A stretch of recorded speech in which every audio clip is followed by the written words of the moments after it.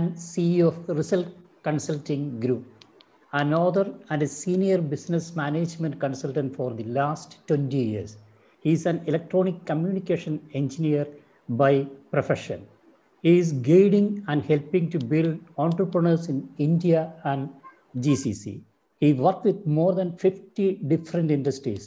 Mr. Tini Philip is a promoter of India's first SEBI-registered Sharia-compliant real estate venture capital fund. Indeed, what is more interesting is Mr. Tini Philip is conducting extensive practical research with his clients on how to grow a business successfully without bank loans. Great to have you here. Thank you, Jalil. It's wonderful to be here. How can we run a business without taking a term loan or bank loan? What I broadly believe is that business methods or approach to business, there are broadly two types. Very, very broadly രണ്ട് approach to businesses ഉണ്ട്. ഞാൻ micro level സ്ട്രാറ്റജിയും കാര്യങ്ങളൊന്നുമല്ല, അതിനേക്കാൾ ഒരു higher ലെവലിൽ നിന്ന് 30,000 square feet നോക്കുമ്പോൾ there are two broad approaches to business. And I will say that one is what I call the popular approach to business, and which is followed by, I would say, 99% people. Okay. And the other is what I call the contrarian approach to business. In fact, I am known as the contrarian consultant in business circles, number circles, because contrarian means we do not, what we are talking about is, I don't know whether you want to call it unpopular or it's a very minority view. That is, വളരെ കുറച്ച് പേര് അത് accept ചെയ്യുള്ളൂ നമ്മൾ പറയുന്നത്. So there are two approaches, and one of the significant differences between these two, there are several differences. The significant difference is that in the popular approach, normally everyone tells you to, take loans. A loan കൊണ്ട് grow ചെയ്യാൻ പറ്റുള്ളൂ. You leverage maximum ചെയ്താൽ നമ്മൾ maximum grow ചെയ്യാൻ പറ്റുള്ളൂ എന്നുള്ളൊരു broad philosophy popular ആയിട്ട് എല്ലാവരും പറയുന്നത്. So that's part of the popular approach, one of the main axioms of the popular approach. Whereas contrarian approach നമ്മൾ പറയുന്ന ലോൺ ഇല്ലാതെ സക്സസ്ഫുൾ ആയിട്ട് ഒരു ബിസിനസ് ഗ്രോ ചെയ്യാം എന്നാണ്. So that's like totally diametrically opposite. So on certain parameters we are talking about totally diametrical views. So what is the popular approach? Because popular approach, why you are you have to take loans. I believe that in a popular approach you are forced to take loans because your model, the way you are working, ensures that if you want to grow you have to take loans. Let me just explain that. A popular approach in the basic another philosophy is that you should grab the opportunity. Typically entrepreneurs grab the opportunity. You go for motivation classes, you go for guru speaks and all. Grab the opportunity. I mean, any entrepreneur would definitely relate to that. അതിനൊരു background ഉണ്ട്. For example നമുക്കറിയാം economic cycles മാർക്കറ്റിൽ നടക്കുന്നുണ്ട്. If you're in a developed country like Middle East is more developed, US, Europe, we go through booms and recessions. And till very recently in India, last 30-40 years, we went through booms and slowdowns.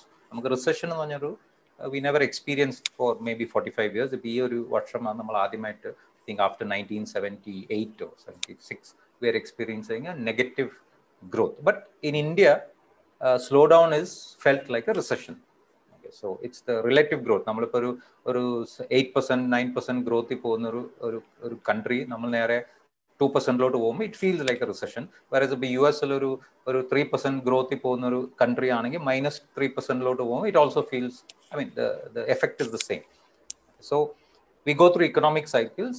They are good times and they are not so good times or bad times. A popular approach in your concept, the experience is that you cannot grow in bad times, or you cannot grow equally well in bad times. Bad times, recession, slowdown, grow and many people actually shrink. They reduce. Our 100 crore turnover boom time next year recession or slowdown ആണെങ്കിൽ ചിലപ്പം അയാൾ 80 crore കുറയും because അയാൾ unviable divisions, unviable branches, unviable factories ഒക്കെ പൂട്ടേണ്ടി ഒരു അവസ്ഥ വരും. Okay, so this is the mindset of the popular business approach. അത് recession period or slowdown period നമുക്ക് പഴയ നമ്മൾ ഉദ്ദേശിക്കുന്ന ഗ്രോത്ത് കിട്ടിയാൽ, in fact most probably it will degrowth ആയിരിക്കും നമ്മൾ ഫേസ് ചെയ്യുന്നത്. പിന്നെ ബിസിനസിന്റെ ഒരു മെയിൻ ഒരു ഉദ്ദേശം എന്ന് പറഞ്ഞാൽ apart from other things is you want to grow. People want to grow because നമുക്ക് ആൾക്കാരെ മെയിൻറ്റെയിൻ ചെയ്യണം, പ്രൊമോഷൻ കൊടുക്കണം, ആൾക്കാർക്ക് വരുമാനം കൂട്ടണം. നമുക്കൊരു when you're doing a business you would like to grow. Okay, so growth, 99% ആൾക്കാർ ഗ്രോത്ത് വേണ്ടെന്നൊന്നും പറയില്ല, ഗ്രോത്ത് വേണം. So now you want to grow and you're going through a good and bad times, and bad times you cannot grow and you might be able to shrink also. അപ്പം നമുക്ക് എവിടെയെങ്കിലും എത്തണം. 100 കോടിയുടെ ആള് ഇപ്പം ഒരു 5-8 കൊല്ലം കഴിയുമ്പോൾ 200 കോടി ആകണം, ഈവൻ റീസണബിൾ ഗ്രോത്ത് ആണെങ്കിൽ. How do you do that? So 3-4 വർഷം നമ്മൾ മൈനസിലായിരിക്കും ഗ്രോത്ത്. അപ്പോൾ ഈ ബാക്കി വർഷങ്ങൾ we have to compensate for this minus എന്നാണ് mind set of popular approach. അപ്പോൾ എനിക്ക് 40% ഗ്രോത്ത്, 50% ഗ്രോത്ത് ഒക്കെ നല്ല സമയത്ത് ചെയ്യണം. അവിടെ grab the opportunity during boom times. Boom times ആണെങ്കിൽ സാധിക്കുകയും ചെയ്യും. That is basically market is expanding, margins are going up, customers are willing to pay, the supply is not yet, നമുക്ക് competition is low. ആ സമയത്ത് നമുക്ക് വേണമെങ്കിൽ ഒന്ന് aggressive ആയിട്ട് ചാടിയിട്ട് നമുക്ക് മാർക്കറ്റ് പിടിച്ചെടുക്കാം എന്നുള്ളൊരു ഫിലോസഫിയാ popular approach. Okay, so that is the first part. അപ്പം നല്ല സമയങ്ങളിൽ നമ്മൾ വളരെ അഗ്രസീവായിട്ട് ഗ്രോ ചെയ്യണം. അത് ഞാൻ grab the opportunity in boom times എന്നാണ് ഇതിൻ്റെ ഒരു concept. I think that is very well accepted. I mean any എന്റർപ്രണറോട് ചോദിച്ചാൽ ഞാൻ ഈ പറഞ്ഞ കാര്യങ്ങൾ പച്ചവെള്ളം പോലെ അക്സെപ്റ്റ് ചെയ്യും, because it's a concept which is driven into our minds. Okay. Now let us say I want to grow at, I don't know, 30% a year, which is a very conservative. Normally 50% 100% ഒക്കെ ഈ boom time പറയുന്നത്. Let for calculation purpose ഒരു popular entrepreneur നല്ലൊരു സമയം ഇപ്പോൾ boom time, let's say 2014 ആയിരുന്നു, എനിക്കൊരു 30% growth അടുത്ത വർഷം ഗ്രോ ചെയ്യണം, റൈറ്റ്? So decide. അപ്പോൾ അതിന് ഫണ്ട് വേണം. Now, another issue with when you try to grow very fast or you focus on growth, now entrepreneurs are on two minds. നല്ല സമയത്ത് ഇവർ ഭയങ്കര സ്പീഡിൽ ഗ്രോ ചെയ്യുക. ഓക്കെ, അപ്പോൾ അതിനൊന്നും പ്രൊഡക്ടിവിറ്റി ഇംപ്രൂവ്മെന്റ്സിന് സമയം ചെലവാക്കാൻ ഇല്ല. In business you are an entrepreneur, നമുക്കൊരു മാനേജ്മെന്റ് കപ്പാസിറ്റി ഉണ്ട്, ബാൻഡ് വിഡ്ത്ത്. നമ്മളും നമ്മുടെ team, depending on how large your team is, you have a bandwidth for managing your business. അതിൻ്റെ ഒരു 60-80% spend on day to day operations. ഞാൻ എല്ലാവരുടെയും ഇപ്പോൾ MD may be spending less time on day to day, but താഴത്തെ ആൾക്കാർ will be spending very high 99% on day to day. ഇപ്പോൾ മൊത്തത്തിൽ നോക്കിയാൽ ഒരു 60-80% ഡേ ടു ഡേ ഓപ്പറേഷൻസിൽ നമ്മൾ ഏത് ബിസിനസ്സുകാരും സ്പെൻഡ് ചെയ്യണം, ഐ മീൻ മാനേജ്മെന്റ്. അപ്പോൾ നമുക്ക് ലെറ്റ്സ് സേ 60% ആണെന്ന് വെച്ചാൽ 40% we have balance time to spend on other things or related to business. നമ്മൾ പേഴ്സണൽ ലൈഫൊക്കെ മാറ്റി വെച്ച് ഞാൻ ബിസിനസ്സിൽ ചിലവാക്കുന്ന ടൈമിനെ പറ്റിയാണ് പറയുന്നത്. അപ്പം ഗ്രോത്ത് നമ്മൾ ഭയങ്കര ഇപ്പോൾ ലെറ്റ്സ് 30%, 50%, 60%, 100% ഗ്രോത്ത് നമ്മൾ പ്ലാൻ ചെയ്യുവാണെങ്കിൽ പിന്നെ നമ്മളുടെ ഈ spare 40% time most of it will be spend on growth. നമ്മൾ ബ്രാഞ്ചുകൾ തുടങ്ങുക, അല്ലെങ്കിൽ ഫാക്ടറി ഇടുക, അല്ലെങ്കിൽ ഫ്രാഞ്ചൈസി കൊടുക്കുക, അല്ലെങ്കിൽ whatever business we are in, shop ഇടുക. So our time is spend on that and very little time is spend on productivity improvements, improving our returns, improving our productivity of the people of our system. നമ്മൾ ആ basic model replicate ചെയ്യുക. നമ്മളുടെ existing model we are just replicating because it's a good time, our model is quite good, seems to be good. അപ്പോൾ അതങ്ങ് റെപ്ലിക്കേറ്റ് ചെയ്താൽ വലുതാവുക. That is the boom time. Recession ടൈമിൽ സംഭവിക്കുന്നത് പറഞ്ഞാൽ നമ്മൾ we are in deep crisis, we are losing money. അപ്പോൾ നമ്മൾ കട്ടിങ്ങും ചോപ്പിങ്ങും, it's not productivity improvement, it is cutting of waste. That is a little different. Productivity improvement ഞാൻ ഉദ്ദേശിക്കുന്നത് കഴിഞ്ഞാൽ നമ്മളൊരു സെയിൽസ്മാൻ ഇപ്പം ഒരു 5 ലക്ഷം രൂപ സെല് ചെയ്യുകയാണെങ്കിൽ അവൻ എങ്ങനെ 7 ലക്ഷം രൂപ സെല് ചെയ്യിപ്പിക്കുന്നതെന്ന പ്രൊഡക്ടിവിറ്റി ഇംപ്രൂവ്മെന്റ്. ഓക്കെ, വേറാസ് എനിക്ക് 10 സെയിൽസ്മാൻമാരുണ്ട്, 3 പേര് selling 3 lakhs, some people are selling 10 lakhs, some people are selling 5 lakhs. അപ്പം ഞാൻ ഈ 3 പേരെ, ഏറ്റവും ബോട്ടമുള്ള 3 പേരെ ചോപ്പ് ചെയ്യുക. Okay, that is cutting waste. പക്ഷെ എൻ്റെ ബാക്കിയുള്ളൊരു പ്രൊഡക്ടിവിറ്റി കൂടുന്നില്ല. Overall as a company average കൂടും, പക്ഷെ ഓരോ ഇൻഡിവിജ്വലിനെ ഞാൻ കൂട്ടുന്നില്ല. So these kind of entrepreneurs popular approach follow ചെയ്യുന്നത്, they are in either cutting mode or growing mode. അപ്പോൾ അത് ഈ പ്രൊഡക്ടിവിറ്റി ഇംപ്രൂവ്മെന്റ്സിലോട്ട് അവർക്ക് ടൈം സ്പെൻഡ് ചെയ്യാൻ പറ്റുന്നില്ല. So what happens there is, ഈ പ്രൊഡക്ടിവിറ്റിയുടെ ഇംപ്രൂവ്മെന്റ് ആണ് നമുക്ക് റിട്ടേൺ വരും. നമ്മളൊരു business ideally one of the main objectives of a business is return on investment. നമ്മൾ 100 രൂപ ഇട്ടിട്ടുണ്ടെങ്കിൽ അതിന് എത്ര രൂപ നമുക്ക് വർഷം കഴിയുമ്പോൾ പ്രോഫിറ്റ് ആയിട്ട് പുറത്തെടുക്കാം. That is I'm simplifying it, return. Okay, അപ്പോൾ ടിപ്പിക്കലി ഒരു in India popular approach follow ചെയ്യുന്ന ഒരു ബിസിനസ്സുകാർക്ക് ആവറേജ് റിട്ടേൺ ഈവൻ ബെസ്റ്റ് വലിയ കമ്പനിയിൽ പോയാൽ 15%. So there is a lot of history to that, but I just say. So 15% ആണ് നമ്മൾ റിട്ടേൺ വരുന്നത് ഇങ്ങനത്തെ കമ്പനിയിൽ. അതായത് നല്ല സമയത്ത്. മോശം സമയത്ത് ചിലപ്പോൾ ലോസ് ആയിരിക്കും, നല്ല സമയത്ത് 15%. നമുക്ക് ഗ്രോത്ത് വേണ്ടിയത് 30%. Okay, so these 2 combinations come in. അപ്പം ഞാനൊരു ലെറ്റ്സ് 10 കോടി ഇൻവെസ്റ്റ് ചെയ്തിട്ടുണ്ട് എൻ്റെ ബിസിനസ്സിൽ. എൻ്റെ റിട്ടേൺ ഇസ് 15%, വിച്ച് മീൻസ് എനിക്ക് 1.5 crore പ്രോഫിറ്റ് ഒരു വർഷത്തിൽ കിട്ടുന്നുണ്ട്. ഈ ക്ലിയർ ആയോ? ഈ സമയത്ത് എനിക്ക് 30% ഗ്രോ ചെയ്യണം. ഞാൻ ഡിസൈഡ് ചെയ്തു 30% അടുത്ത വർഷം എൻ്റെ പ്ലാൻ 30% ഗ്രോത്ത്. അപ്പം 10 കോടി ഇൻവെസ്റ്റ് ചെയ്തിട്ടുണ്ടെങ്കിൽ എൻ്റെ ബിസിനസ് മോഡൽ സെയിം ആണ്. I am just expanding my business model. അങ്ങനെ ആകുമ്പോൾ എനിക്ക് 30% ഇൻവെസ്റ്റ്മെന്റ് കൂട്ടണം. അപ്പം ഈ 10 കോടിക്ക് പകരം എനിക്ക് 13 കോടി ഇൻവെസ്റ്റ്മെന്റ് വേണ്ടി വരും next year to increase my profitability and turnover by 30%. എനിക്ക് ഫണ്ടിങ്ങും അതുപോലെ 30% ഇൻവെസ്റ്റ്മെന്റ് കൂട്ടണം. അപ്പോൾ 13 കോടി, 3 കോടി എക്സ്ട്രാ വരണം. ഈ എൻ്റെ പ്രോഫിറ്റ് 1.5 കോടിയാണ്. So where is my fund? I don't have fund. അപ്പം ഞാൻ അങ്ങനത്തെ സിറ്റുവേഷനിലാണ് ബാങ്ക് ലോണിലോട്ട് പോകുന്നത്. ആ 1.5 കോടി ലോണ് ഐഡിയലി ലോണായിട്ട് എടുക്കേണ്ടി ഒരവസ്ഥയാണ്. So if you follow this popular approach and low ROI with high growth, especially during boom times, invariably you will have to take either investor funds or bank loans. പിന്നെ എല്ലാവർക്കും investor funds ഒന്നും വലിയ താല്പര്യമില്ല. Investor handling is a difficult situation. അപ്പോൾ എല്ലാവർക്കും bank ലോണിലോട്ട് automatically എല്ലാവരും പോകുന്നു. That is the popular approach.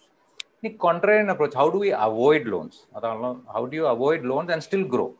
അപ്പോൾ കോൺട്രേറിയൻ അപ്രോച്ചിൻ്റെ സിസ്റ്റം എന്ന് പറഞ്ഞാൽ, we first of all believe that we can grow during recessions. അതിപ്പോൾ എങ്ങനെയാണെന്ന് എല്ലാവരും ചോദിക്കും. So if you look at a recession, നമ്മുടെ മാർക്കറ്റ് 100ആണ്. റിസഷൻ എന്ന typical recession which we are facing today is ഈ 100 is shrinking to 80, let's say. We have not experienced that in India, but now we are experiencing it.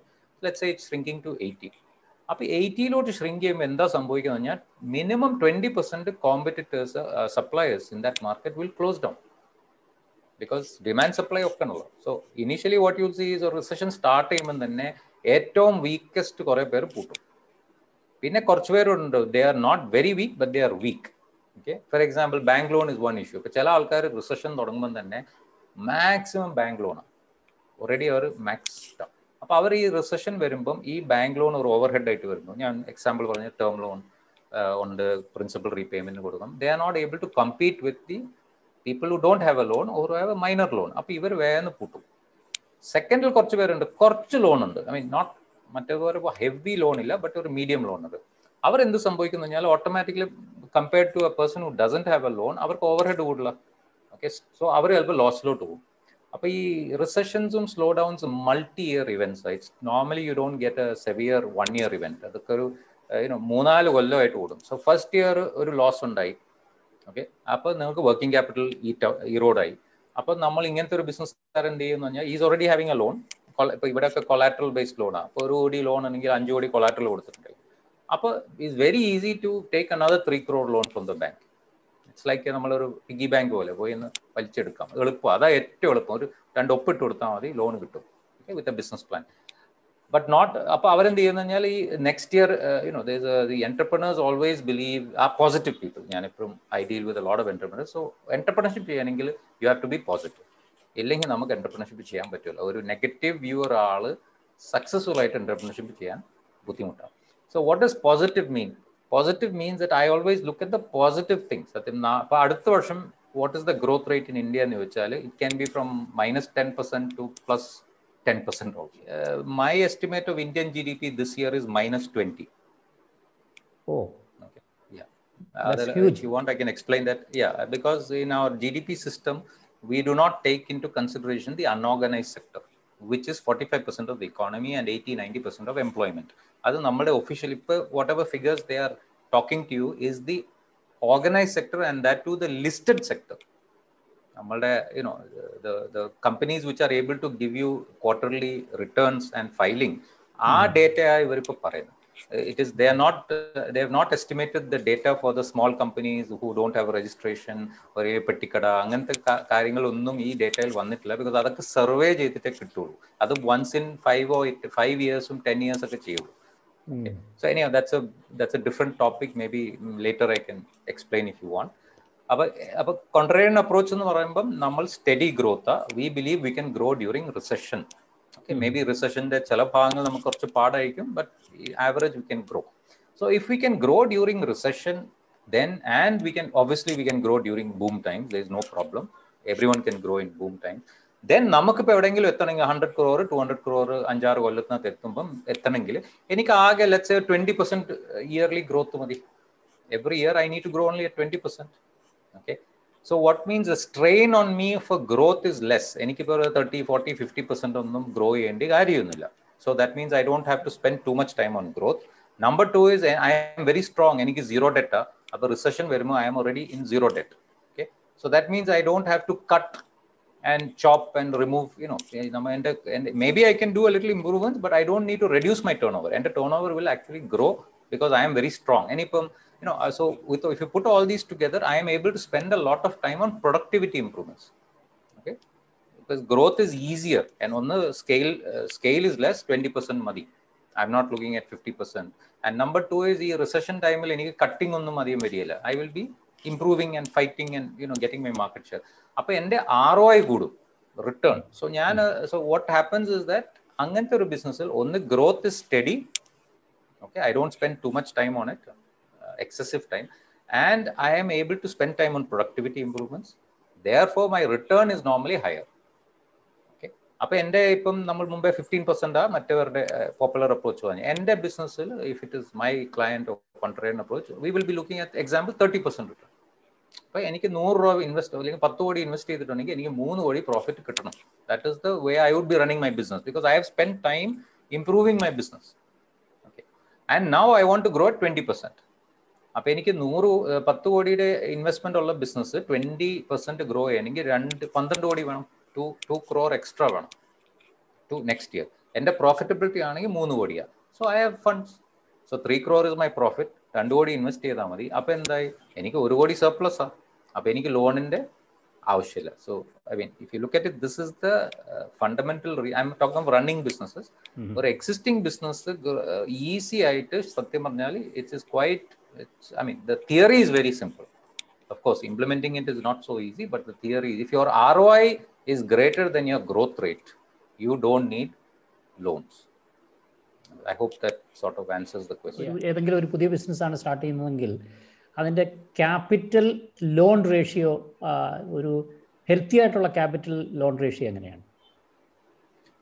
See, there is a theory in the popular approach promote in advisors, consultants, management experts, MBA theory, management gurus, books. Okay, promote in, for example, ഇവിടെ എല്ലാവരും പറയുന്നത് 1:1 is a healthy ratio. 1:1 debt equity ratio വരെ പോവാം. പിന്നെ ചില കുറച്ചുകൂടെ conservative ആൾക്കാർ പറയുന്നത് 1:2, that is 2 കോടി ഇക്വിറ്റി ഉണ്ടെങ്കിൽ 1 കോടി debt. So that is a little conservative. So what I have heard is 1:1 is a safe option and 1:2 is a very safe option. ഇതാ നമ്മളുടെ പൊതുവെ പോപ്പുലർ ആയിട്ട് കേൾക്കുന്ന സാധനം. എൻ്റെ advice is 0. Obviously 0 loan. So there is no debt equity ratio. Now I'll tell you the problem. Why? See, when you are having an established business which is running well and നമുക്ക് ഇപ്പം ഇങ്ങനെ Covid ഒന്നും സംഭവിക്കുന്നില്ല, നമുക്കൊരു we have a pathway. Okay, നമുക്ക് ഇത്രയും profit ഉണ്ട്, നമുക്ക് we can project that we will make so much money, and thereby maybe you can say that okay, എനിക്കിപ്പോൾ ഒരു 1:2 debt equity ratio എടുത്താൽ ഞാൻ ഇൻട്രസ്റ്റും കവർ ചെയ്യാം, എനിക്ക് പ്രോഫിറ്റ് മെയിൻറ്റെയിൻ ചെയ്യാം. പക്ഷേ imagine a startup. I mean സ്റ്റാർട്ടപ്പിൽ ലോൺ എടുത്താൽ what you are telling me is that you are confident of making not only becoming break even from day one, but you are also will be able to pay the term loan or interest to the bank, which is a very, very wrong assumption. I have seen many startups fail because they took loans.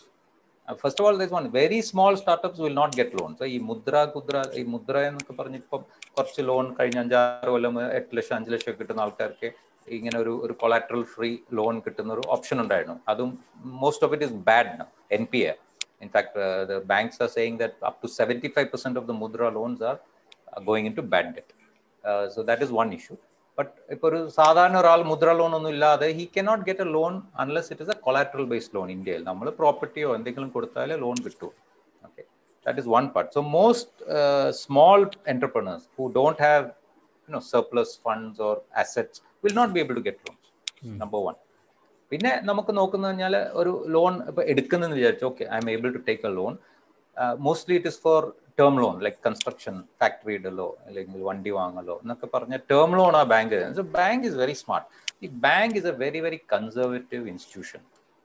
ബാങ്കിന്റെ public funds ഇട്ടേക്കുന്നു. നമ്മൾ ബാങ്കിലോട്ട് deposit ഇട്ടിട്ടുണ്ടെങ്കിൽ it is guaranteed, supposed to be guaranteed, or it's not guaranteed by the way. നമുക്ക് up to 10 lakhs guarantee ഉള്ളൂ. അത് ആർക്കും അറിയില്ല. But given the Indian system, ഒരു പബ്ലിക് സെക്ടർ ബാങ്കിൽ ഇട്ടാൽ പൊട്ടിയാൽ ഗവൺമെന്റ് ഏറ്റെടുക്കും എന്നുള്ളൊരു എല്ലാവർക്കും ഒരു ധൈര്യമുണ്ട്. So we can sort of say it is guaranteed. അപ്പൊ ഗ്യാരണ്ടീഡ് ഫണ്ട്സാ, ലിക്വിഡ് ഫണ്ട്സാ, നാളെ ചോദിച്ചാൽ FD പൊട്ടിച്ച് തരും. അപ്പൊ ഇങ്ങനത്തെ ഒരു situation this bank is giving loans. Okay, so if a bank figures out that somebody is in a bad shape, നിങ്ങളൊരു company and you don't have any political influence like Anil Ambani ഒക്കെ വിട്, നമുക്ക് സാധാരണക്കാരനെ പറ്റി സംസാരിക്കുകയാണെങ്കിൽ, if you are a person they feel is a credit risk, they will immediately pull back all the money they can. Okay, so they will not support you. Okay, അപ്പൊ അവർ risk എടുക്കും. അപ്പൊ ടേം ലോൺ, ഇപ്പം very funny thing is recent lot of people have gone for restructuring of loans. ബാങ്കിന്റെ അടുത്ത് പോയി സംസാരിച്ചിട്ട് നമ്മുടെ ലോണ് അമൗണ്ട് പ്രശ്നമാണ്, നമുക്ക് റീസ്ട്രക്ചർ ചെയ്യണം. ബാങ്ക് ആ very good working capital loan ആണോ, നമുക്കത് ടേം ലോൺ ആക്കാം. നിങ്ങളുടെ within so many years your loan will be zero. കുറെ എന്റർപ്രണേഴ്സ് ഹാപ്പി ആയിട്ട് എടുത്തിട്ടുണ്ട്. So maybe they are paying 10 lakhs monthly interest, now they are paying 15 lakhs EMI. അപ്പൊ അവർക്കത് മനസ്സിലായിട്ടില്ല ഇപ്പൊ തന്നെ. Yes, you are paying principal, but the problem is you couldn't pay 10 lakhs today. Okay, interest. How are you going to pay 15 lakhs? അപ്പോൾ ഈ ഒരു വിഷയം. So when you take a loan in the startup stage, it means that your meter, okay, കുറച്ച് ഇതുപോലെ ഒരു moratorium period ഉണ്ട്. Term loan you get 6 months, 1 year. But normally that by the time you start your business, that period is over. നമ്മൾ ഈ construction ഒക്കെ ചെയ്തോ ഇല്ലെങ്കിലൊക്കെ ചെയ്ത് വരുമ്പം, അപ്പോൾ from the day we start it self ഈ മീറ്റർ ഓടാൻ തുടങ്ങുക, മിക്കവാറും നല്ല ശതമാനം ടേം ലോണാണ്. Okay, so you are starting A new business, you don't know the industry very well. നിങ്ങൾക്ക് മാർക്കറ്റ് പിടിക്കണം. ആ മാർക്കറ്റ് പിടിക്കുന്ന എങ്ങനെ, അവിടെ പോയി നല്ല സർവീസും നല്ല സാധനങ്ങളും നല്ല റേറ്റിലും കൊടുത്താലല്ലേ നമുക്ക് ബിസിനസ് പിടിക്കുള്ളൂ. അപ്പൊ ഇതൊക്കെ കൊടുക്കുന്നതിനെ കൂടുതൽ ഇവിടെ ഒരു വലിയ ഓവർ ഹെഡ് ഉണ്ട്. Your meter is running, you are paying off. So what happens is ഇത് നേരെ ലോസിലോട്ട് പോവാ. Okay, and we see that entrepreneurs have to keep on funding. അപ്പൊ പിന്നെ ബാങ്കിന്റെ ഒരു അടുത്ത സ്വഭാവം എന്ന് പറഞ്ഞാൽ NPA ആയെന്ന് പേടിപ്പിക്കും. you are not able to pay your loan, then what happens is ഇവർ March 31st ആവും പറയും NPA ആവും, പ്രശ്നമാവും, ഫണ്ട് ഇവിടെ നിങ്ങൾ കൊണ്ടുവരുമെന്ന് പറയും. എന്നിട്ട് I see entrepreneurs taking even blade പലിശയ്ക്കും മണി ലെൻഡേഴ്സ് എന്നൊക്കെ പൈസ എടുത്തിട്ട് വീണ്ടും കമ്പനിക്കകത്ത് ഇട്ടുകൊണ്ടിരിക്കും. But it never gets out of this cycle. So you should not take loans for startups. Ideally established businessman calculated. I am against loans, so I wouldn't advise it, but you are a businessman, your decision korchude calculated ആയിട്ട് എടുക്കാം. Now people will ask me, how do you start a business without loans? അതാ ഒരു capital വേണം, എനിക്കിപ്പം 1 കോടി ഉണ്ട്, 3 കോടി വേണം, അല്ലെങ്കിൽ 2 കോടി ഇൻവെസ്റ്റ് ചെയ്യണം. അതാ ഇപ്പൊ പ്ലാൻ പറഞ്ഞേക്കുന്നത്. എനിക്ക് 2 കോടി ഫാക്ടറി ഇടണം, ഇല്ലെങ്കിൽ അങ്ങനെ എന്നൊക്കെ പറഞ്ഞ് അതാണല്ലോ അടുത്തൊരു question mark. So my question is, I have an example I have told people, and our client ഉണ്ട്, very very famous in Kerala, doing very well. നമ്മളൊരു FMCG ബിസിനസ്സില, factory and distribution, soap and detergents. നമ്മളൊരു 10 കൊല്ലം മുമ്പ് we decided that we are getting into food business because food is a much larger market. അപ്പം ഞാൻ കുറെ oppose ചെയ്തു, because food, ഈ rice, അരി, അത് മാർജിൻസ് കുറവാണ്, bulky പ്രൊഡക്ട്സാ. Anyhow, finally we decided to go for value-added products, curry powder, jam, pickle, squash. Okay, അങ്ങനെ തീരുമാനം. We will not get into all these bulk products. അപ്പോൾ അത് തീരുമാനമായി. And then we said, നമ്മളൊരു 40,000-50,000 ഷോപ്സിൽ കേരളത്തിൽ ഡിസ്ട്രിബ്യൂട്ട് ചെയ്യുന്നുണ്ട്. നമ്മൾ ഈ ഫുഡ് വാങ്ങുന്ന ഷോപ്സിന്റെ ഒരു 60-80% നമ്മൾ already we are covering with our other product. Okay, so that means we have a relationship. We are in a much stronger position than any normal entry into the food market. അപ്പൊ അതൊക്കെ എന്നിട്ട് ഞങ്ങൾ plan ചെയ്ത് കഴിഞ്ഞാൽ we will start small. ഒരു vehicle വെച്ച് ഓടിക്കും, ready ക്യാഷിന് വിൽക്കും, ലോസിൽ ഓടിക്കും, സെക്കൻഡ് വെഹിക്കിൾ, തേർഡ് വെഹിക്കിൾ, അങ്ങനെ സ്കെയിൽ എല്ലാം കറക്റ്റ് ചെയ്ത് കഴിഞ്ഞ് സ്കെയിൽ അപ്പ് ചെയ്തിട്ട് നമ്മൾ ചെയ്യുന്നു ആയിരുന്നു നമ്മളെ പ്ലാൻ. അപ്പൊ MD said we have to put a factory, quality maintain ചെയ്യണം, അങ്ങനെ. So we had a lot of arguments in that, and anyhow, to put it short, we managed to avoid putting up a factory and we outsourced all our branded, നമ്മളെ ബ്രാൻഡിൽ outsource ചെയ്ത്, ഇപ്പോൾ pickle, there are companies which are making good pickles, അവരുടെ ബ്രാൻഡിൽ ഉണ്ടാക്കുന്ന, അവർക്ക് എല്ലാവർക്കും capacity shortage, excess. So we can buy from them. We bought from them and we paid them അവരുടെ പ്രോഫിറ്റ് മാർജിൻ, മാനുഫാക്ചറിങ് മാർജിൻ കൊടുത്തിട്ട് തന്നെ നമുക്കറിയാം ഇത്ര മാർജിൻ ഉണ്ട്, കൊടുത്തു, ഡിസ്ട്രിബ്യൂട്ട് ചെയ്തു, സെയിൽ കൂട്ടി 9 കൊല്ലം 8 കൊല്ലം 9 കൊല്ലം നമ്മൾ സെയിൽ കൂട്ടി. And finally at the 8th year, if I'm not mistaken, 8 കൊല്ലം കഴിഞ്ഞപ്പോൾ നമുക്ക് 2 ഇഷ്യൂ ഉണ്ടായി. ഒന്ന്, we reached a scale where it is viable for a factory. And number two is നമ്മുടെ സപ്ലയേഴ്സിന് നമുക്ക് തരാൻ ബുദ്ധിമുട്ടാൻ തുടങ്ങി, because our volumes, we are eating in, അവർക്കും sale ഉണ്ടല്ലോ, അവർക്ക് കപ്പാസിറ്റി പ്രോബ്ലം ആയി. So we put up a factory, and now so this is a company which is already big, with a lot of money. പ്രശ്നമൊന്നുമില്ല, ഫണ്ടിനൊരു പ്രശ്നമില്ല, ലോണില്ല, മാർക്കറ്റിൽ ഭയങ്കര strength. Means we are already tapping 60-70% of the market with our other products. Relationship ഉണ്ട്, okay, എല്ലാം ഉണ്ടായിട്ടും ഞങ്ങൾ 8 കൊല്ലം കഴിഞ്ഞ് ഫാക്ടറി ഇട്ടത്. Okay, so my question to a smaller entrepreneur who is coming in for a new venture, who has no idea about the market as such compared to this particular example, ആദ്യമേ തന്നെ factory ഇരുന്ന് എന്താണെന്ന് എനിക്ക് മനസ്സിലാവുന്നില്ല. Okay, today production is not a problem, sales is the problem. നിങ്ങൾക്ക് ഇപ്പോൾ ഏത് സാധനം സെൽ ചെയ്യാൻ കഴിവുണ്ടെങ്കിൽ, most, I'm not saying 100%, but I would say 90% industries you can outsource your brand product from somebody else. Because we are doing a business, there is no guarantee in business. നമുക്കിപ്പോൾ നാളെ എന്തൊക്കെ വിവരം വെച്ച് ചെയ്താലും it is possible that we can go into loss. Okay, nobody, നമ്മളൊന്നും ആരും ദൈവമല്ല, നാളെ ഈ ബിസിനസ് ചെയ്താൽ പ്രോഫിറ്റ് ആവുന്ന 100% ആർക്കും പറയാൻ പറ്റില്ല. So we have to expect that we will run a loss, and maybe the business is a failure, number one. അല്ലെങ്കിൽ at least initially we may run a loss. അപ്പോൾ ആ ലോസ് റൺ ചെയ്യണമെങ്കിൽ നമുക്ക് sustain ചെയ്യണമല്ലോ, salary കൊടുക്കണം, payment കൊടുക്കണം, liability കൂടാൻ പാടില്ല. അപ്പോൾ അതിനുള്ള ഫണ്ട് കൂടെ മാറ്റി വെക്കണം. ഓക്കെ, അപ്പോൾ your unfortunately every one വants to do the best. I hear people saying world class, best in class, do ഏറ്റവും നല്ല സാധനം വേണം. ഇത് മിക്കോ, if you look at most businesses which are very big today, they all started very small, very very small. അതിൽ നിന്നാണ് വളർന്നു വന്നത്. So suddenly എല്ലാവർക്കും വന്നിട്ട്, ആൻഡ് ഗൾഫ് എന്റർപ്രണേഴ്സിന്റെ ഒരു ഇഷ്യൂ ആണ്, because you are coming from A more developed economy. അവിടുത്തെ സ്റ്റാൻഡേർഡ്സും കാര്യങ്ങളും നോർമലി പലതും ഇവിടുന്നേക്കാൾ പലതും ഹയറാണ്. ഫോർ എക്സാമ്പിൾ മോള് ആയാലും, അല്ലെങ്കിൽ ഡിസ്ട്രിബ്യൂഷൻ ആയാലും, അല്ലെങ്കിൽ ഹൈജീൻ ആയാലും ഒക്കെ comparatively Gulf is much higher. അപ്പോൾ ഇവിടെ വരുമ്പം people try to give the Gulf experience, especially entrepreneurs coming from the Gulf. The problem is that you also have to give it at the Indian price. Okay, ആ ഒരു കോമ്പിനേഷനാണ് work ചെയ്യാതെ. അവസാനം India പ്രൈസിലും കൊടുക്കും, Gulf എക്സ്പീരിയൻസും കൊടുക്കുമ്പോൾ ലോസിലും കൊടുക്കും. Okay, there are only very small sectors where you can actually charge a premium in India. Gulf experience കൊടുത്താൽ പ്രീമിയം ആൾക്കാർ വാങ്ങും. ഇല്ലെന്ന് ഞാൻ പറയുന്നില്ല, പക്ഷെ പൊതുവെ it has to be on the Indian price, and if you give Gulf experience, people will buy. But if you give Gulf price and Indian and Gulf experience, you may not still sell. അതാണ് നമ്മുടെ ഒരു വിഷയം. So avoid loans 100% during startup days. I mean, it is the most dangerous to take loans during the startup phase. Being a promoter of India's first SEBI-registered Sharia-compliant real estate venture capital fund, can you explain what does it mean and what is the genuine Sharia-compliant investment? So, to give you some background, I am a Christian. So, actually speaking, the Sharia-compliant came up because a lot of my friends are Muslims, and avarku, this was about 2007-06. നമുക്ക് ഇവിടെ എന്തൊക്കെ scam ഉണ്ടായി, മലപ്പുറത്തൊരു scam, people invested in money and a lot. So we thought that we should give an alternative to investors. Okay, that is ഒരു നല്ലൊരു transparent, legal, verified thing. അങ്ങനെ SEBI, because SEBI registration is a big headache, ഒരു കൊല്ലം എടുക്കും. അപ്പോൾ SEBI registered, and നമ്മളുടെ ഈ promoters, എൻ്റെ friends, ഞാനൊരു മെയിൻ പ്രൊമോട്ടർ അല്ല, I'm one of the minor promoters, but അവർ റിയൽ എസ്റ്റേറ്റ് ഡെവലപ്മെന്റിലായിരുന്നു. സോ അവർ അങ്ങനെ ഒരു റിയൽ എസ്റ്റേറ്റ് ഫണ്ട് ഡെവലപ്പ് ചെയ്യാൻ തുടങ്ങി. അപ്പോൾ sharia compliant principles that time we were following was more related to the Muslim, നമ്മുടെ ഖുറാന്റെ പറയുന്ന കാര്യങ്ങളാണ് അവർ.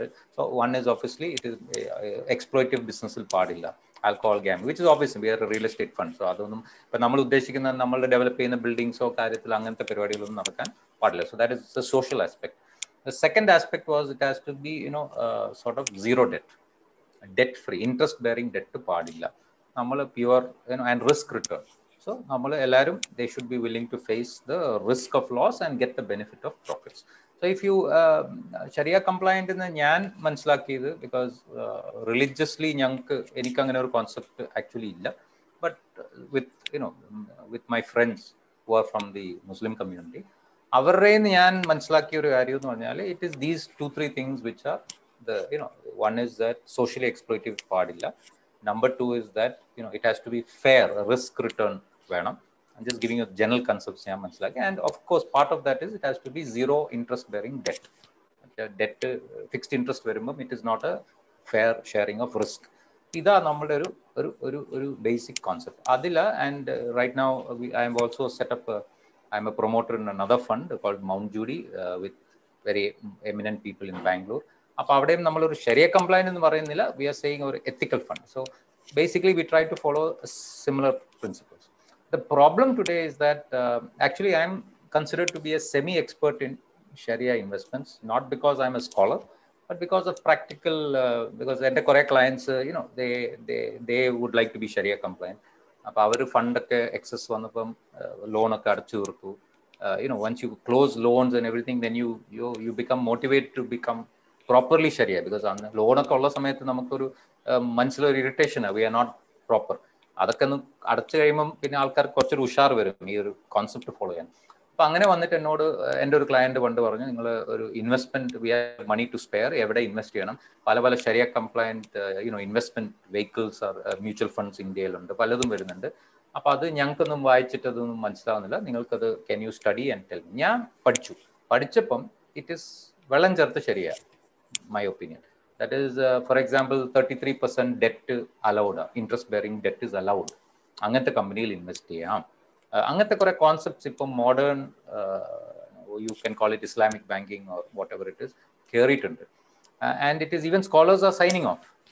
This is allowed modern tendencies. അപ്പം എൻ്റെ ക്ലയൻറ്റിനോട് ഞാൻ പറഞ്ഞു, are you really strict Sharia compliant ആണോ ഇല്ലെങ്കിൽ diluted Sharia compliant വേണോ എന്ന് ചോദിച്ചു.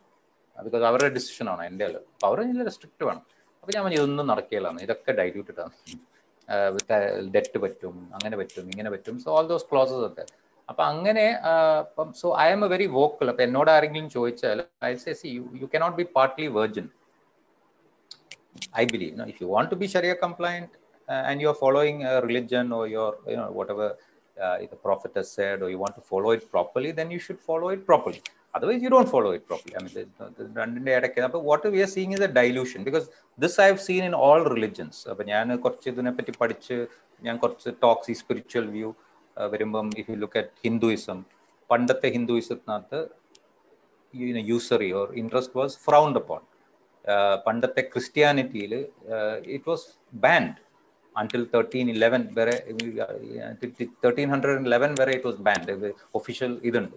പക്ഷെ അത് ഡൈല്യൂട്ട് ആയി. So what we are seeing is, maybe you can say God proposes, man dilutes എന്നുള്ളൊരു കോൺസെപ്റ്റിലാണ്. So the younger the religion, the less the dilution. The older the religion, the more the dilution. But everyone seems to be diluting. So forget a religious point of view. നമ്മൾ business point of വ്യൂന്ന് debt is dangerous for business എന്നുള്ള കോൺസെപ്റ്റിലാണ് ഞാൻ വരുന്നത്. So that also sort of gels with many of my clients, because അവർക്ക് ഇതുപോലെ ഈ interest വേണ്ട എന്നുള്ളൊരു കോൺസെപ്റ്റ് വരുമ്പോൾ ഇത് gels. So you also get a spiritual advantage. But debt ഇല്ലാതെ ബിസിനസ് എങ്ങനെ ചെയ്യാൻ പറ്റുമെന്ന് ഞാൻ ആദ്യമേ പറഞ്ഞ പോലെ, it is feasible, it is possible, and you can grow also. Okay, so അത് അപ്പോൾ ടെൻഷൻ ഫ്രീ ആയിട്ട് സമാധാനത്തോടെ, risk free, comparatively risk free, because debt ഉള്ള ബിസിനസ്സുകൾ failure rate is very high. ഓരോ റിസഷനും ഓരോ സ്ലോ ഡൗണും കൂട്ടാനുള്ള സാധ്യതയുണ്ട്. Okay, so your gambling. നമ്മളൊരു 40 കൊല്ലം ബിസിനസ് ചെയ്യുമ്പം ഒരു 4 റിസഷനോ 8 റിസഷൻ വന്നാൽ 4 or 8 റിസഷനിൽ you are gambling your company, and people succeed. ചിലപ്പോൾ 10 പ്രാവശ്യവും രക്ഷപ്പെടും. പക്ഷേ that's not a good way of doing business in my opinion. What are the retail market possibilities in Kerala? In fact, ഒരു majority, let's say 60 to 70% people are looking for retail possibilities. ഒരു retail possibilities എത്രമാത്രം ഇൻറ്റൻസീവായിട്ട് കേരളത്തിലുണ്ട്? See, retail sector is actually, as you said, it's a good area to be in. നല്ലൊരു chance ഉണ്ട്. And I'll also link up distribution to it also.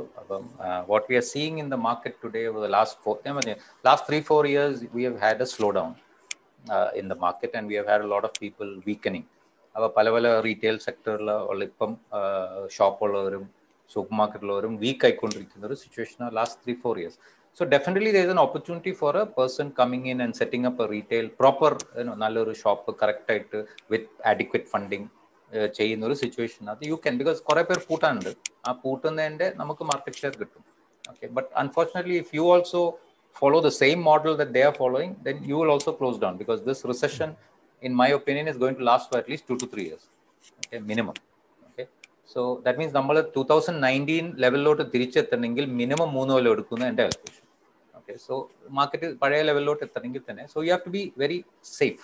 നമ്മളെ business strong ആയിട്ട് ഇറങ്ങിയാലേ 3 കൊല്ലത്തിൽ ഇത് നേടിയെടുക്കാൻ പറ്റുള്ളൂ. So one is that, so retail is a good sector compared to many other sectors, because you are dealing with the end customer. Most of the sales is ready cash. Okay, നമുക്കാണെങ്കിൽ നമ്മുടെ വീടിൻ്റെ അടുത്ത് നാടിൻ്റെ അടുത്ത് തന്നെ shop തുടങ്ങാം. So retail is a very good sector. I would also add distribution to it, but not distribution in terms of, I see the level of people who are coming.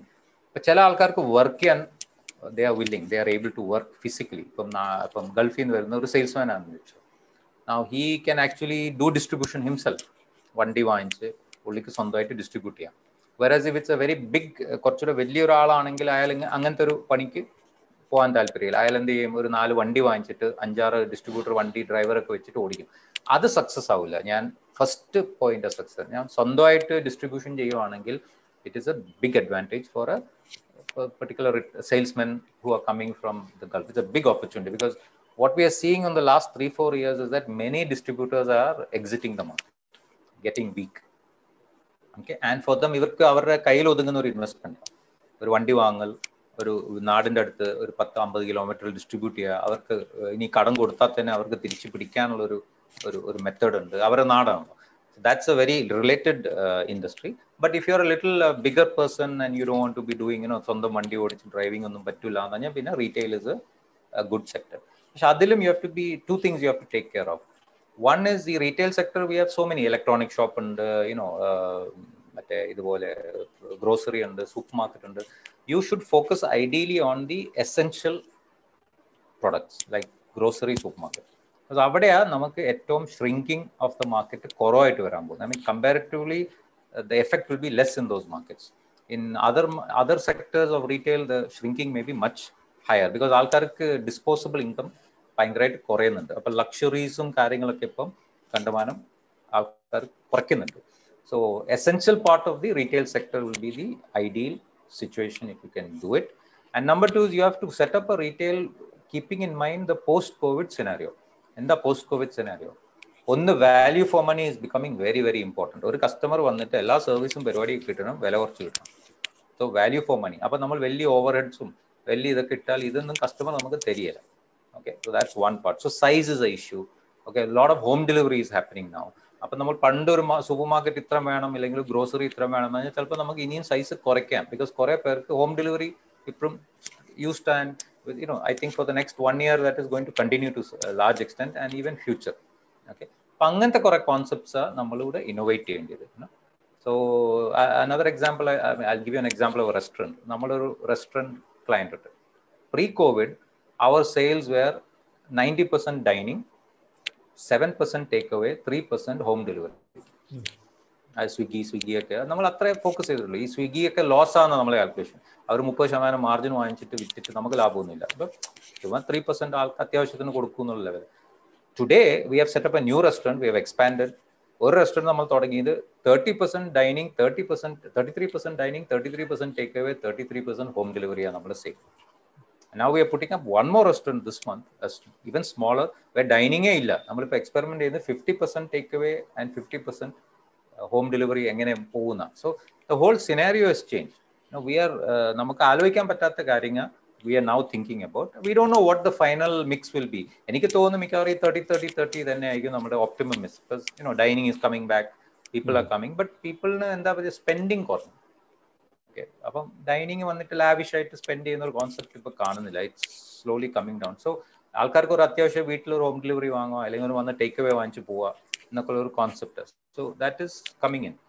So ആ business മോഡലിലൂടെ നമ്മൾ rework ചെയ്യണമെന്ന് ഞാൻ പറയുന്നത്. Super market, പണ്ടത്തെ super മാർക്കറ്റോ grocery അല്ല നമ്മൾ ഇനിയും ചെയ്യേണ്ടി.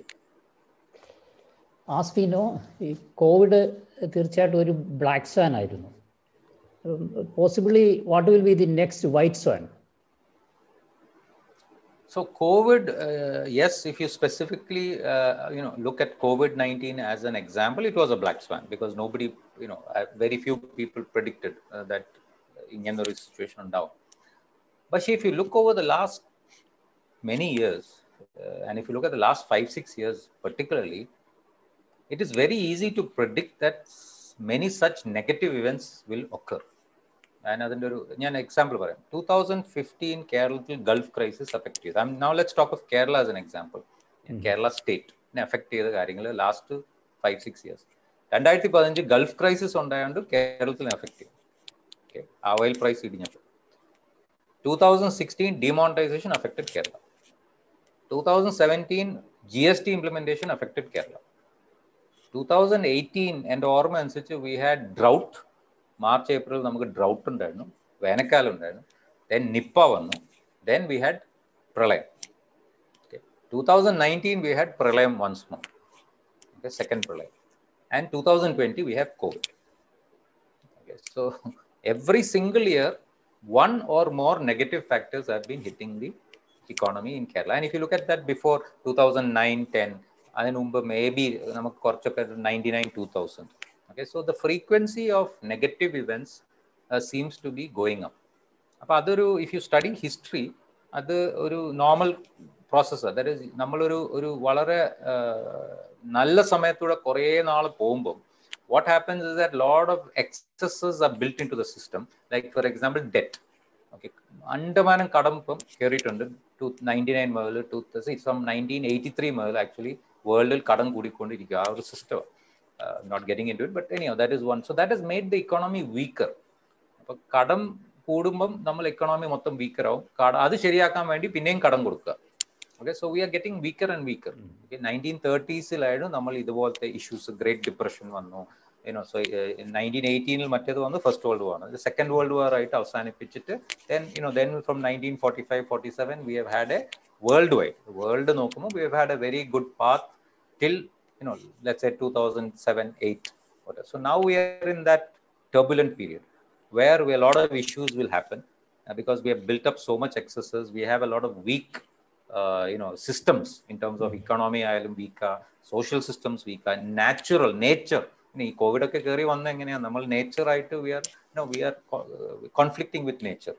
Okay, അത് ഇപ്പൊ എക്സ്പെക്ടഡ് every 2-3 years ഈ കോവിഡ് പോലൊരു സാധനം വരുമെന്ന ഇപ്പം എല്ലാവരും പറയുന്നു. So once it has come out, everyone is now projecting.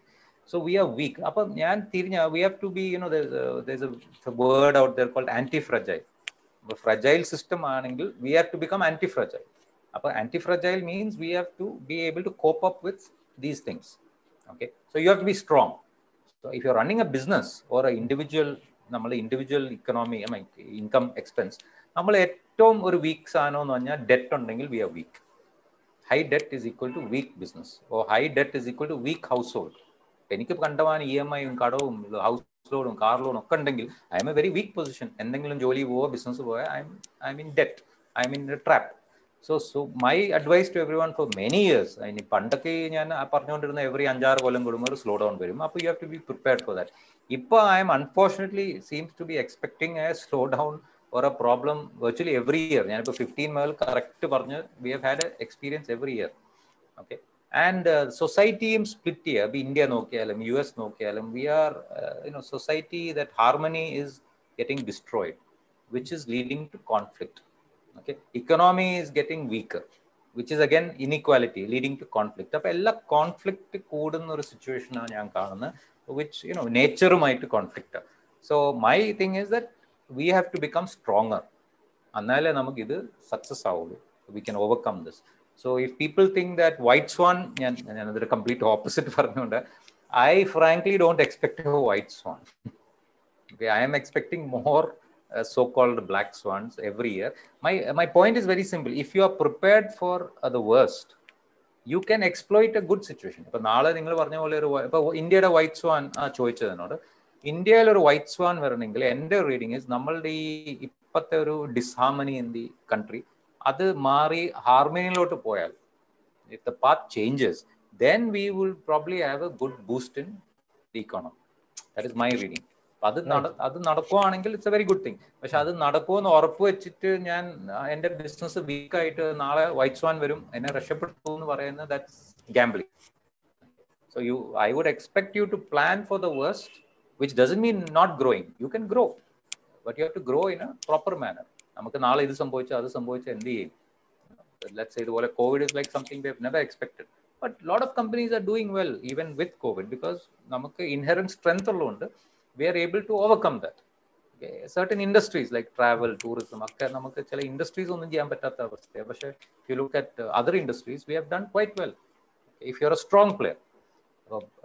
White swan എനിക്കറിയാം ഇപ്പൊ ബിസിനസ്സുകാർക്ക് പോസിറ്റീവായിട്ട് ചിന്തിക്കണം എന്നുള്ള ആഗ്രഹമുണ്ട്. My simple request is that positivism is very good, but positivism with reality is better. Recession മോഡിൽ എത്രമാത്രം ഈ ക്വസ്റ്റ്യന് ഒരു വാലിഡിറ്റി ഉണ്ടെന്ന് എനിക്കറിയത്തില്ല. എന്നാലും ഞാൻ ചോദിക്കുകയാണ്, how can we start A scalable business, especially കേരളത്തിൻ്റെ ഒരു പെർസ്പെക്റ്റീവിൽ എങ്ങനെയാണ് അത് ചെയ്യാൻ പറ്റുന്നത്? അങ്ങനെയാണെങ്കിൽ അത്തരം സ്കെയിലബിൾ ബിസിനസിന്റെ പോസിബിലിറ്റീസ് കേരളത്തിൽ എത്രമാത്രമുണ്ട്? See, virtually all businesses are scalable. There are very few. In fact, I think every business is scalable. Okay. Only thing is you can decide whether you want to scale up or not. ചില ആൾക്കാർക്ക് they don't want to scale up. അവർക്ക് ഇപ്പോൾ ഒരു ലിമിറ്റിൽ ഇപ്പോൾ ഒരു shop ഇടുക, ആ ഒരു ഷോപ്പ് നടത്തിയാൽ മതി എന്നൊക്കെ പല it depends on your attitude. So I think virtually every business is scalable. You can find a method of scaling up a business. The problem with scalability is that ഞാൻ പറഞ്ഞ your business model നമ്മൾ എങ്ങനെ scale up ചെയ്യുക? When you are doing well or you feel that you are doing well on a particular നമ്മൾ ഒരു unit ആയിട്ട് തുടങ്ങുക. അതൊരു ഷോപ്പ് ആണെങ്കിൽ ഒരു ഷോപ്പ് ഇടുക. ആ ഷോപ്പ് നന്നായി പോകുമ്പോൾ നമ്മൾ അടുത്ത ഷോപ്പ് ഇടുക. അതാണല്ലോ scalability. Or you put one factory, അത് ഫുൾ ആയി കഴിഞ്ഞാൽ നമ്മൾ സെക്കൻഡ് ഫാക്ടറി ഇടുക. What ever it is. So when you are scaling, you should think about how do you improve your business model also as part of scalability. And scalability എന്ന് പറഞ്ഞാൽ just size കൂട്ടലല്ല. Okay. I also have to improve the business model, make it more productive so that scalability becomes easier. Because എനിക്കിപ്പം ഞാൻ പറഞ്ഞു ഒരു ROI of 20% ഉണ്ട് എൻ്റെ business. Okay, നാളെ ഞാൻ അത് ഇമ്പ്രൂവ് ചെയ്ത് 30% ആക്കി. ഓക്കെ, അപ്പോൾ ഞാൻ സ്കെയിൽ അപ്പ് ചെയ്യുന്നു. അപ്പോൾ എനിക്ക് പുതിയൊരു മാർക്കറ്റിൽ ചെന്നിട്ട് എനിക്ക് 30% ROI മോഡലുണ്ട്. പക്ഷെ എനിക്ക് മാർക്കറ്റ് പിടിച്ചെടുക്കണമെങ്കിൽ വേണമെങ്കിൽ കുറച്ച് വില കുറച്ച് കൊടുക്കാം. ഓക്കെ, അപ്പോൾ എനിക്ക് വേണമെങ്കിൽ 20%ലോട്ട് കുറയ്ക്കാം. Okay, and still be viable. And an example പറയാം. So, or if a competitor comes to fight me, I can fight him off. എന്നാൽ ശരി 30 നിന്ന് 20 ആക്ക്, നോക്കാം, നമുക്ക് ആലോചിക്കാം, പിടിച്ചിരിക്കാൻ പറ്റുമെന്ന് നോക്കാം. Whereas if I am 20% or 15% ഇരുന്നിട്ട് ഞാൻ സ്കെയിൽ അപ്പ് ചെയ്യുമ്പോൾ I am with the border line. Okay, ഒരു പ്രതിസന്ധി വന്നോ അല്ലെങ്കിൽ ഒരു കോമ്പറ്റീറ്റർ വന്നോ അല്ലെങ്കിൽ ഒരു മോശം മാർക്കറ്റിൽ ഞാൻ എക്സ്പാൻഡ് ചെയ്യുവാണെങ്കിൽ I don't have the gap to survive. Okay, അതാണ് ഇതിൻ്റെ ഒരു വിഷയം. So any business is scalable. In my opinion, you have to figure out. So people, unfortunately, സൈസിന് ഒത്തിരി ഇമ്പോർട്ടൻസ് കൊടുക്കുന്നുണ്ട്. ഞാനത് നമുക്ക് ക്വിക്കായിട്ട് ഗ്രോ ചെയ്യണം, എനിക്ക് ഇപ്പം തന്നെ ഒരു 10 ഔട്ട്ലെറ്റ് ഇടണം, 20 ഔട്ട്ലെറ്റ് ഇടണം എന്നൊക്കെ പറഞ്ഞ് പലരും വരാറുണ്ട്. So I am saying first, ആദ്യത്തെ ഔട്ട്ലെറ്റ് നല്ലതാണോ? Are you doing well? Sufficient ROI ഉണ്ടോ? Is it viable? Have you created a good business model where customers are attracted and you are improving? Okay, അങ്ങനെയാണെങ്കിൽ second business ഇടാം, third business. See, let's say you want to grow 20% a year. Malabar gold എൻ്റെ client ആയിരുന്നു കുറേ വർഷം. So from 3 stores to 150 stores ഞാനായിരുന്നു adviser. അപ്പോൾ എന്നോട് പലരും പറഞ്ഞു, അവർ ഇത്ര സ്റ്റോർ ഇടുന്നുണ്ട്, നിങ്ങൾ എന്താ ഇങ്ങനെ ഓരോ സ്റ്റോർ ഇടുന്നതെന്ന് പറഞ്ഞു. ഞാൻ പറഞ്ഞു 2002 മലബാർ ഗോൾഡ് ഒരു സ്റ്റോർ ഇട്ടത്, മൂന്നാമത്തെയും നാലാമത്തെ സ്റ്റോർ ഇട്ടു, ഒറ്റ store Thalassery. So you can say the growth was 30% annually. 3 സ്റ്റോറിൽ നിന്ന് 4 സ്റ്റോറായി. ഇപ്പോൾ ലെറ്റ്സ് സേ 200 stores ഉണ്ടെന്ന് വിചാരിച്ചു ഇപ്പം. അപ്പോൾ 30% സ്റ്റോർ എന്ന് പറഞ്ഞാൽ 60 സ്റ്റോറായി. Okay, so you look at the percentage, don't look at the numbers. And as you scale up, നമ്മളുടെ numbers ഇങ്ങനെ കൂടും. ഒരു 1000 കോടിയുടെ 30% എന്ന് പറഞ്ഞാൽ 300 കോടിയായില്ലേ? 10,000 കോടിയുടെ 30% 3000 കോടിയായി. So 10 കോടിയുടെയും 30% 3 കോടിയാ. So if you're, as you grow, these figures will look more and more attractive. ആദ്യം തന്നെ ചാടി കയറി ഗ്രോ ചെയ്യരുത്. Scalability, part of scalability is improvement in productivity. Since you are a promoter of ethical venture capital fund, what is the creation of wealth through mutually fair and equitable venture capital investments? Could you tell us more about ethical venture capital funds? What does it mean clearly ethical? So ethical fund, I will talk about Mount Judy. ഞാൻ promote ചെയ്യുന്ന ഒരു ഫണ്ടാണ്. So in that, we have several aspects related to ethics, ethical part. One is obviously socially exploitative business, invest ചെയ്യാൻ പാടില്ല, like alcohol, gambling, that is derived from the Sharia concept. Second part is we are not willing to exploit the promoters of the businesses. I don't know whether you know, unfortunately, many venture capital funds actually have very exploitative agreements with the promoters. See, many promoters are going to venture capital funds, without having a very strong base. Nalla strength il poittu negotiate cheyan pattum. Mikkavarkkum, they are desperate for funds. എന്നിട്ടും ഈ venture capital fund invest ചെയ്യുമ്പോൾ they try to protect their capital. Some of the I'll give you one or two small examples of exploitation so that you understand what I'm trying to tell you. ഒന്നെന്ന് പറഞ്ഞാൽ, for example, നമ്മൾ company പൂട്ടിപ്പോയി liquidate ചെയ്തു, we are closing the company. അപ്പം they put something called a double dipping agreement, which means അപ്പം ഇവർ invest ചെയ്ത fund, that is venture capital invest ചെയ്ത amount ആദ്യമേ തിരിച്ചു കൊടുക്കണം. നമ്മളിപ്പോൾ ഒരു ലെറ്റ്സ് സേ ഒരു കമ്പനി ലിക്വിഡേറ്റ് ചെയ്യുക, ഒരു 10 crore ലിക്വിഡിറ്റി കിട്ടും, അസെറ്റ് ലിക്വിഡേറ്റ് ചെയ്യുമ്പോൾ. ലെറ്റ്സ് സേ ഇവരുടെ ഇൻവെസ്റ്റ്മെന്റ് ഒരു 7 crore ആണെന്ന് വിചാരിച്ചു, and they have may be 20% of the share or 30% of the share. ആദ്യമേ 7 കോടി ഇവർക്ക് കൊടുക്കണം, ക്യാപിറ്റൽ കംപ്ലീറ്റ് തിരിച്ചു കൊടുക്കണം. അപ്പോൾ ബാലൻസ് 3 കോടിയില, പിന്നെ 20% ഇവർക്ക് പിന്നെയും കൊടുക്കണം. So the sharing of the risk is not proportionate. And so that is one example. So we try to avoid those kind of exploitative agreements. അങ്ങനത്തെ കുറച്ച് കാര്യങ്ങളുണ്ട്. The third part of the ethics, I would say, is related to the the survivability of the company.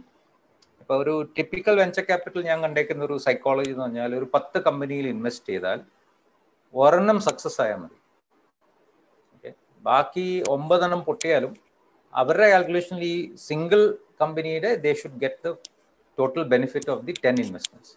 അപ്പോൾ what they do is they pressure all the companies to accelerate, ഭയങ്കര സ്പീഡിൽ accelerate ചെയ്യാൻ ആ pressure വരുന്നത്. So promoter goes through A lot of stress. Another part is ഭയങ്കര leverage. That is അവരിപ്പോൾ 10 കോടി ഇട്ടാൽ പറ്റുമെങ്കിൽ 20 കോടിയുടെ ലോൺ കൂടെ എടുത്തിട്ട് വേണം ഗ്രോ ചെയ്യാൻ. So the companies are highly leveraged and lot of pressure. So ഞാൻ മുമ്പേ പറഞ്ഞില്ല, ഈ ഹൈലി ലീവറേജ് ആകുമ്പോൾ you are a weak company. അപ്പോൾ ഒരു റിസഷൻ ഒക്കെ വരുമ്പം you going to huge loss, lot of tension, probability of failure is very very high.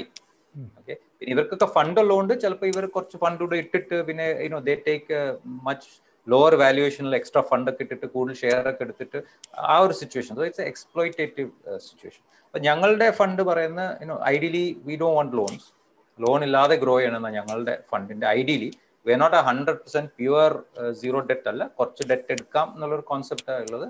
So as I said, we are not കുറച്ച് ഡൈല്യൂട്ടഡ് അവിടെ. പക്ഷേ we are very clear that ഈ loan എടുത്തിട്ട് grow ചെയ്യുന്ന ആ ഒരു കോൺസെപ്റ്റ് ഞങ്ങൾ promote ചെയ്യില്ല. സോ അങ്ങനത്തെ കുറച്ച് കാര്യത്തിലാണ് ഞങ്ങൾ എത്തിക്കൽ എന്ന് നമ്മൾ പറയുന്നത്. I talked about 3. One is the type of industry we will invest in, fairness to the promoter, and the fairness to the business. That is, adina risk edippichittu gambling pole 1 out of 10 madi എന്നുള്ളൊരു concept ഞങ്ങളെ fund ആ 3 ഏരിയയിലാണ് ഞങ്ങൾ ethics highlight ചെയ്യും. Since you work with many clients in Middle East, where do you see higher potential to grow in business?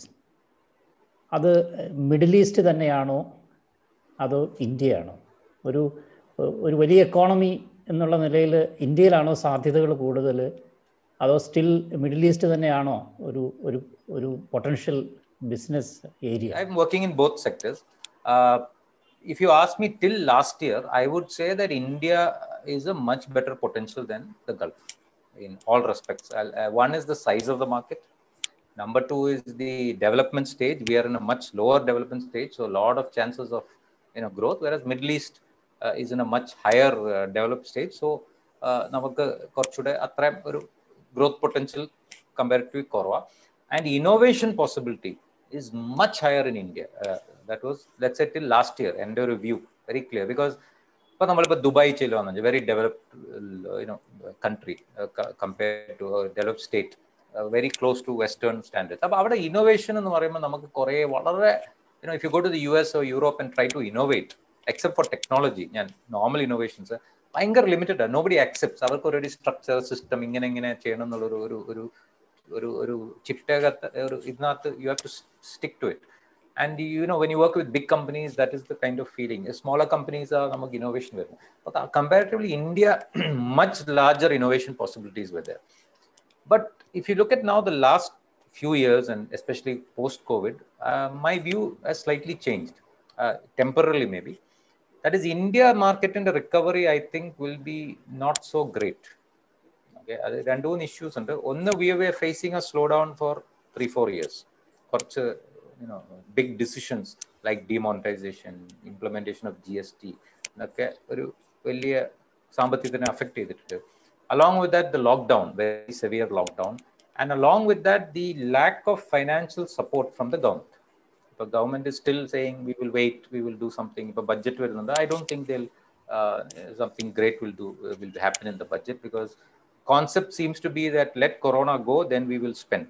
Okay, so that means either economy is going to get weaker before it will get better. Gulf, I think, is a slightly different scenario, because a lot of support. I know Qatar has been giving support internally. A lot of, like Qatar, I remember somebody telling me that 6 months they will pay the rent, they will pay the salary in a scheme under. I'm not sure whether all the countries have that, but to some extent. And the oil price, if the oil price rebounds, it has already rebounded a little bit, and the chances are that the Gulf market will pick up faster than Indian market. That is the reading I have today. I may be wrong, but I sort of feel that the Gulf market will be rebounding faster. But long-term potential, obviously, the Indian market is bigger. Anyway, thank you so much for taking the time, Mr. Teni. Thank you. Thank you so much for being with us. Thank you, Jalil. Great pleasure to be with you. Thank you.